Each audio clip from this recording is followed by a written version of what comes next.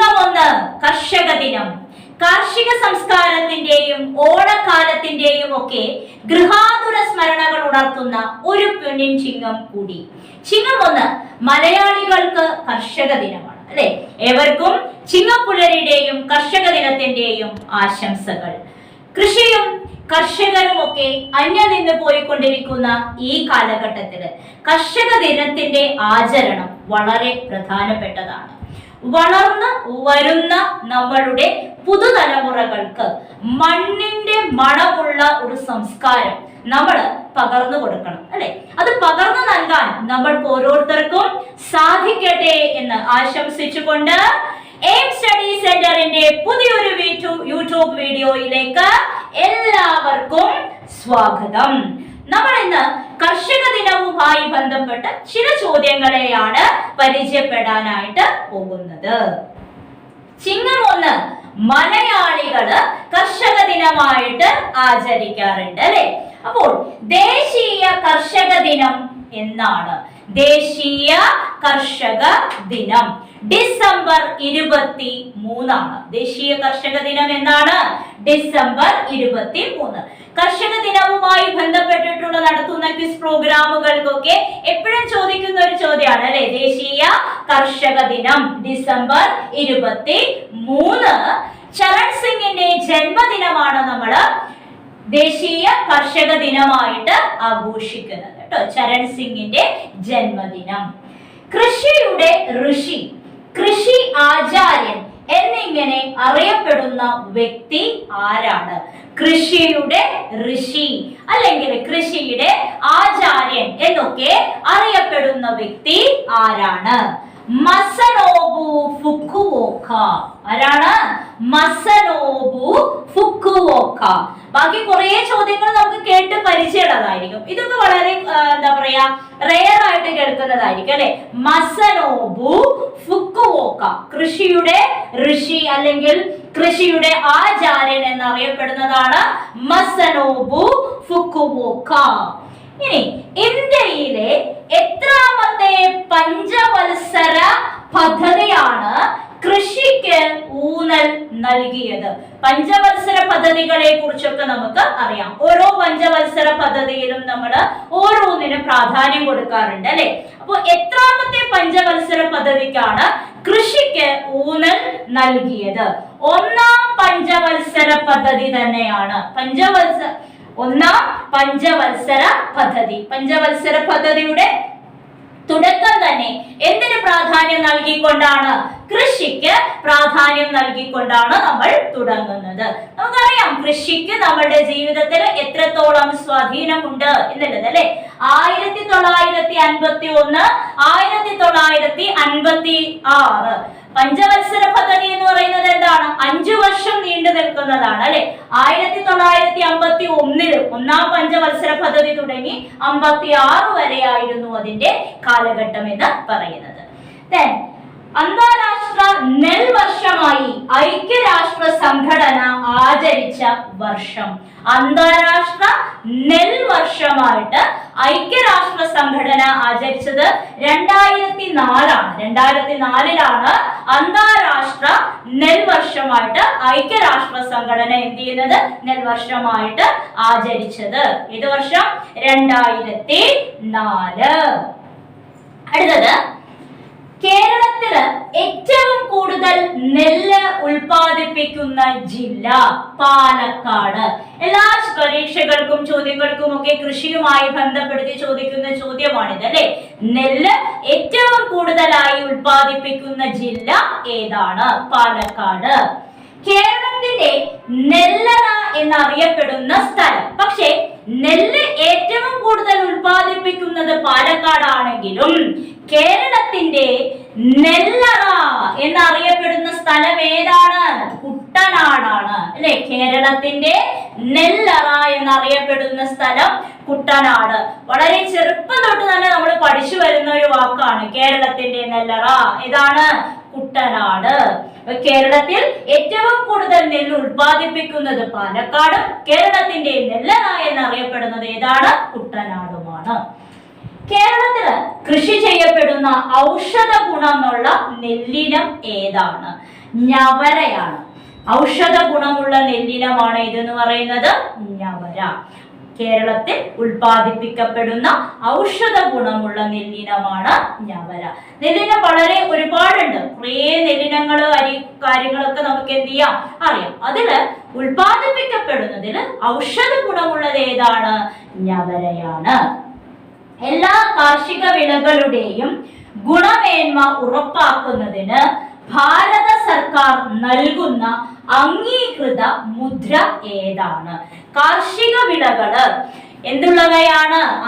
ഗുണമേന്മ ഉള്ളവയാണ്. അതിന്റെ ഗുണമേന്മ ഉറപ്പാക്കുന്നതിന് സർക്കാർ നൽകുന്ന, ഭാരത സർക്കാർ നൽകുന്ന ഒരു മുദ്രയുണ്ട്. അതേതാണ്? അഗ്മാർക്കാണ്. നമ്മൾ വാങ്ങിക്കുന്ന അരിയുടെ ചാക്കിലും ഇതൊക്കെ നമ്മൾ എന്ത് കാണാറുണ്ട്? ഈ അഗ്മാർക്ക് കാണാറുണ്ട് അല്ലെ? അഗ്മാർക്ക് എന്താണ്? അഗ്മാർക്ക് എന്നുകൊണ്ട് സൂചിപ്പിക്കുന്നത് അഗ്രികൾച്ചർ മാർക്കറ്റിംഗ് അല്ലെ? അഗ്രികൾച്ചർ മാർക്കറ്റിംഗ് ആണ് അഗ്മാർക്ക് എന്നുള്ളത് കൊണ്ട് ഉദ്ദേശിക്കുന്നത്. അപ്പൊ അഗ്മാർക്ക് മുദ്ര എന്നുള്ളത് ആർക്ക് കൊടുക്കുന്നതാണ്? കാർഷിക വിളകളുടെ ഗുണമേന്മ ഉറപ്പാക്കാനായിട്ട് ഭാരത സർക്കാർ നൽകുന്ന മുദ്രയാണ് അഗ്മാർക്ക് മുദ്ര. ഏറ്റവും മികച്ച കർഷകന് കേരള സർക്കാർ നൽകുന്ന പുരസ്കാരം. ഏറ്റവും മികച്ച കർഷകന്, കൃഷിയുമായി ബന്ധപ്പെട്ട് ജീവിതം കഴിഞ്ഞു പോകുന്ന ആളുകൾക്കൊക്കെയുള്ള ഒരു പ്രചോദനമാണ് അല്ലെ? നല്ല രീതിയിൽ കൃഷി ചെയ്താൽ നല്ല കർഷകനാണ് എന്ന് തെളിയിച്ചാൽ അവർക്ക് നമ്മളുടെ സർക്കാർ എന്ത് കൊടുക്കാറുണ്ട്? അംഗീകാരം കൊടുക്കാറുണ്ട്. അങ്ങനെ നൽകുന്ന പുരസ്കാരമാണ് കർഷകോത്തമ പുരസ്കാരം. കർഷകോത്തമ പുരസ്കാരം കേട്ടിട്ടുള്ളതാണ്, നമുക്ക് പരിചയമുള്ള വാക്കും കൂടെയാണ്. ഏറ്റവും മികച്ച കർഷകന് കേരള സർക്കാർ നൽകുന്ന പുരസ്കാരമാണ് ഇതെന്ന് പറയുന്നത് കർഷകോത്തമ പുരസ്കാരം. നമുക്ക് ചുറ്റും നമുക്കിടയിലും ഒക്കെ കർഷകോത്തമ പുരസ്കാരം ലഭിച്ച ധാരാളം ആളുകളുണ്ട്. അപ്പൊ നിങ്ങൾക്ക് ഈ ചിങ്ങം 1 കർഷക ദിനവുമായി ബന്ധപ്പെട്ട് കുട്ടികൾക്കൊക്കെ ചെയ്യാൻ പറ്റുന്ന ഏറ്റവും നല്ല കാര്യങ്ങളാണ് ഇങ്ങനെ പുരസ്കാരം ലഭിച്ച ആളുകളെയൊക്കെ പോയിട്ട് കാണുക. അവരുടെ എക്സ്പീരിയൻസ്, അനുഭവങ്ങളൊക്കെ നിങ്ങളുമായിട്ട് ഷെയർ ചെയ്യുമ്പോൾ അതൊക്കെ മനസ്സിലാക്കുക. അവർക്കൊക്കെ അംഗീകാരങ്ങൾ നൽകുക. കൃഷിയെ എന്ത് ചെയ്യുക? പ്രോത്സാഹിപ്പിക്കുക. അപ്പൊ കേരള സർക്കാർ മികച്ച കർഷകന് നൽകുന്ന പുരസ്കാരമാണ് കർഷകോത്തമ പുരസ്കാരം. കേരള കാർഷിക സർവകലാശാല സ്ഥിതി ചെയ്യുന്നത് എവിടെയാണ്? കേരള കാർഷിക സർവകലാശാല സ്ഥിതി ചെയ്യുന്നത് മണ്ണുത്തിയിലാണ് അല്ലെ? കേരള കാർഷിക സർവകലാശാല സ്ഥിതി ചെയ്യുന്നത് മണ്ണുത്തി ഏത് ജില്ലയിലാണ്? തൃശ്ശൂരാണ്. നമുക്കറിയാം എന്താണ്? തൃശ്ശൂർ. കേരള കാർഷിക സർവകലാശാല സ്ഥിതി ചെയ്യുന്നത് എവിടെയാണ്? PSCയിലും ഒക്കെ ചോദിക്കാറുള്ള ചോദ്യമാണിത്. കേരള കാർഷിക സർവകലാശാല മണ്ണുത്തി, തൃശ്ശൂർ. ഇനി വേറൊരു രീതിയിൽ കൂടി ചോദ്യം വരാറുണ്ട് അല്ലെ? കേരള കാർഷിക കോളേജ് ഉണ്ട്. കോളേജ് സ്ഥിതി ചെയ്യുന്നത് എവിടെയാണ്? കോളേജ് വെള്ളാനിക്കരയാണ്. കോളേജ് എവിടെയാണ്? വെള്ളാനിക്കരയും. സർവകലാശാലയാണ് എവിടെയുള്ളത്? മണ്ണുത്തിയിലും ഉള്ളത്. അപ്പൊ നമുക്കത് കൺഫ്യൂസ്ഡ് ആയിട്ട് പോവാനായിട്ട് പാടില്ല. കോളേജ് എന്ന് പറയുമ്പോൾ എവിടെയാണുള്ളത്? വെള്ളാനിക്കര അല്ലെ? വെള്ളാനിക്കര കാർഷിക കോളേജ് ആണ് കേട്ടോ വെള്ളാനിക്കരയിലുള്ളത്. കാർഷിക സർവകലാശാല എവിടെയാണ് സ്ഥിതി ചെയ്യുന്നത്? മണ്ണുത്തി, തൃശ്ശൂരാണ്. ആധുനിക കൃഷിയുടെ പിതാവ് എന്നറിയപ്പെടുന്നത് ആരാണ്?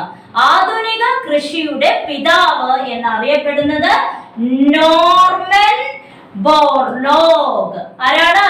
Norman Borlaug. ചിലപ്പോ വളർന്നു വരുന്ന കുട്ടികളൊക്കെ ഈ പേര് കേൾക്കാൻ സാധ്യത വളരെ കുറവാണ്. നോർമൻ ബോർലോഗ് എന്നാണ് അദ്ദേഹത്തിന്റെ പേര്. കൃഷിയുടെ പിതാവ് എന്നാണ് അറിയപ്പെടുന്നത് നോർമൻ ബോർലോഗ്. അപ്പൊ അതുമായിട്ട് നമുക്ക് ഒരു ക്വസ്റ്റ്യൻ കൂടി കണക്ട് ചെയ്ത് പഠിക്കാൻ സാധിക്കും. ബോർലോഗ് അവാർഡ് കൊടുക്കുന്ന മേഖല ഏതാണ്? ബോർലോഗ്, നോർമൻ ബോർലോഗ് എന്തുമായിട്ട് ബന്ധപ്പെട്ടിട്ടുള്ള ആളാണ്? കൃഷിയുമായിട്ട് ബന്ധപ്പെട്ടിട്ടുള്ള ആളാണ് അല്ലെ. കൃഷിയുടെ പിതാവ് എന്നുള്ളതാണ് അറിയപ്പെടുന്നത്. അപ്പോൾ ബോർലോഗ് അവാർഡ് കൊടുക്കുന്ന മേഖല ഏതാണ്? കാർഷികമാണ്. ബോർലോഗ് അവാർഡ് കൊടുക്കുന്ന മേഖല ഏതാണ്? കാർഷികം. കൃഷിയുടെ പിതാവ് എന്നറിയപ്പെടുന്നത് നോർമൻ ബോർലോഗും ബോർലോഗ് അവാർഡ് കൊടുക്കുന്നത് ഏത് മേഖലയ്ക്കാണ്? കാർഷികം കാർഷിക മേഖലയ്ക്കാണ് ബോർലോഗ് അവാർഡ് കൊടുക്കപ്പെടുന്നത്. Then next question, ഹരിത വിപ്ലവം എന്ന പദം ആദ്യമായി ഉപയോഗിച്ചത് ആരാണ്? ഹരിത വിപ്ലവം എന്നുള്ള പദം ആദ്യമായിട്ട് ഉപയോഗിച്ചത് വില്യം ഗൗസ്. ആരാണ്? വില്യം ഗൗസ് എന്നുള്ള വ്യക്തിയാണ് ഹരിത വിപ്ലവം എന്നുള്ള വാക്ക് ആദ്യമായിട്ട് ഉപയോഗിച്ചത്.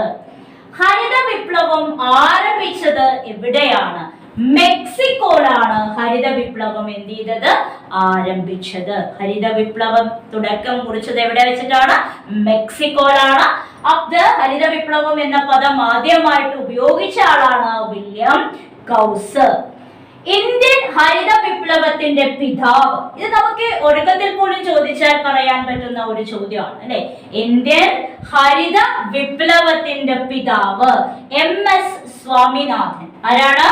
MS സ്വാമിനാഥൻ, ഇന്ത്യൻ ഹരിത വിപ്ലവത്തിന്റെ പിതാവ്. ബാക്കിയൊന്നും അറിഞ്ഞില്ലെങ്കിലും ഹരിത വിപ്ലവവുമായിട്ട് നമുക്ക് ഇന്ത്യൻ ഹരിത വിപ്ലവത്തിന്റെ പിതാവിനെ കുറിച്ച് അറിയണം.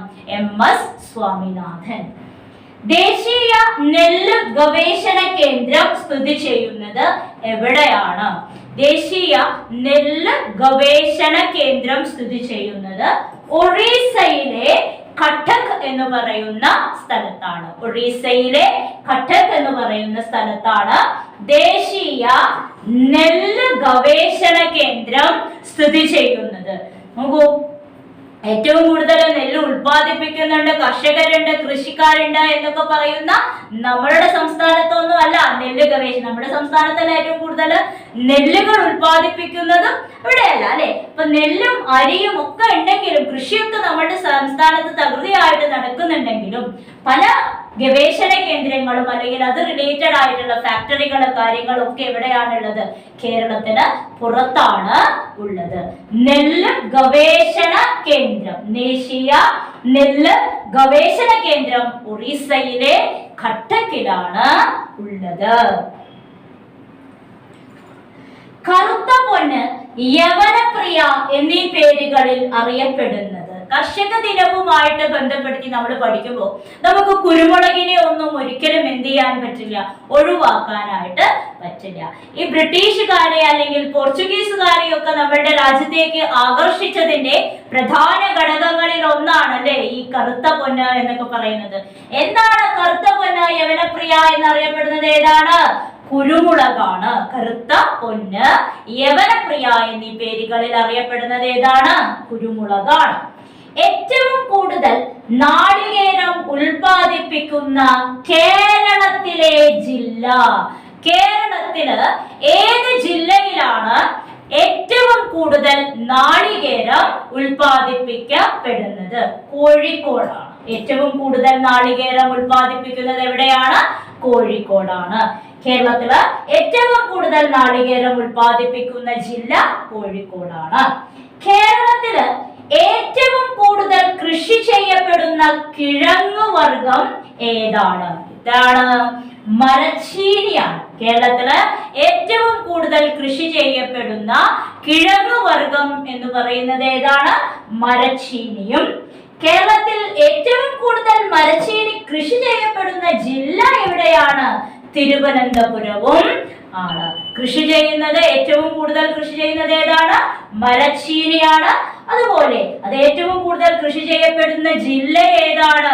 തിരുവനന്തപുരവും ആണ്. അപ്പൊ നമുക്ക് കൃഷി ദിനത്തിനോടനുബന്ധിച്ച് അല്ലെങ്കിൽ കർഷക ദിനത്തിനോടനുബന്ധിച്ച് ഇത്രയും ചോദ്യങ്ങളാണോ ഉള്ളത് എന്ന് ചോദിച്ചാൽ അല്ല, ധാരാളം ചോദ്യങ്ങൾ, ധാരാളം കാര്യങ്ങൾ നമുക്ക് എന്ത് ചെയ്യാനുണ്ട്, പഠിക്കാനുണ്ട്. കുറെ കാര്യങ്ങൾ നമുക്ക് എന്ത് ചെയ്യാനുണ്ട്, കൃഷിയും കർഷക ദിനവുമൊക്കെയായി ബന്ധപ്പെടുത്തി പഠിക്കാനുണ്ട്. അപ്പൊ ഇന്നത്തെ വീഡിയോ നിങ്ങൾക്ക് ഇഷ്ടമായെങ്കിൽ എല്ലാവരും ലൈക്കും കമന്റും ചെയ്യുക.